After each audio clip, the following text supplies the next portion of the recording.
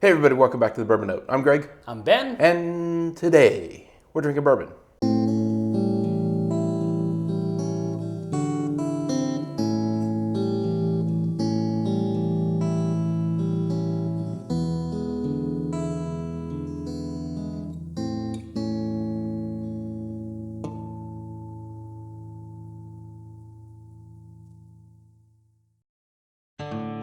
All right, Ben, we're in the middle of a series that you call a series. Yeah. So what's today's series episode? It is, bam, this is Jim Beam's Signature Craft Brown Rice. This is part of the Jim Beam Harvest Collection.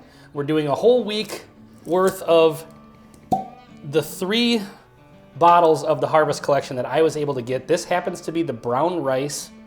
So for the Harvest Collection, they did away with the rye and replaced it with an experimental grain. Well, I mean, brown rice is a real grain, but... Well, right, but not... In bourbon, less common.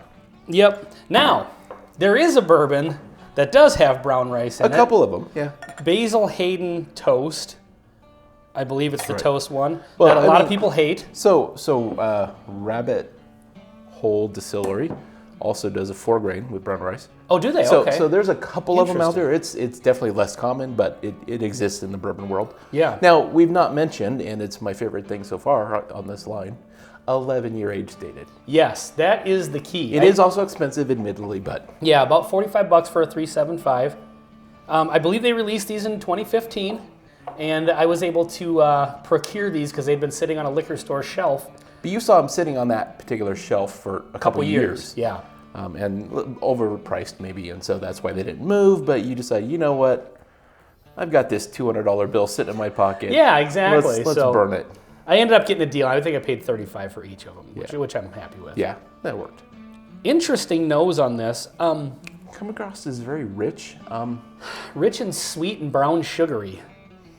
Brown sugar, but there's something else in the bitter. A little cinnamon. Very light cinnamon. This could be power of suggestion because I remember on the Basil Hayden Toast getting kind of a state fair donut, like a mini donut. Wow. Sort of vibe. Okay. And I'm getting a little bit of that on this, and I could be just influencing myself, from remembering that, but... Glazed donut's a possibility. Yeah, kind of pastry vibe. Yeah. Yeah. All right. Well, let's go in for the palate and see if it's on the palate. So the one thing I'm not getting is a lot of ethanol, right? Sure. I know it's 90 proof, and at this point I could believe it. It doesn't come across as super powerful. But a decent amount of smell anyway. But a lot of stuff going on. So now let's check the palate. Cheers.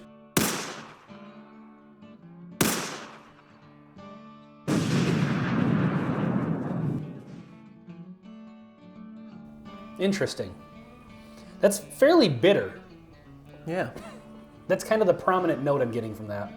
It has it hints that it's gonna go wood spice. Well, it has some wood spice.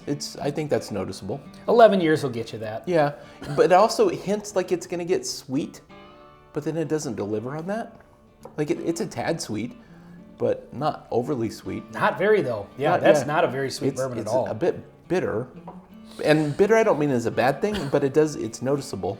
I'd say that the 2 prominent notes on this are bitter and tannic. And I'm not even necessarily... And dry. Dry, yes, very dry.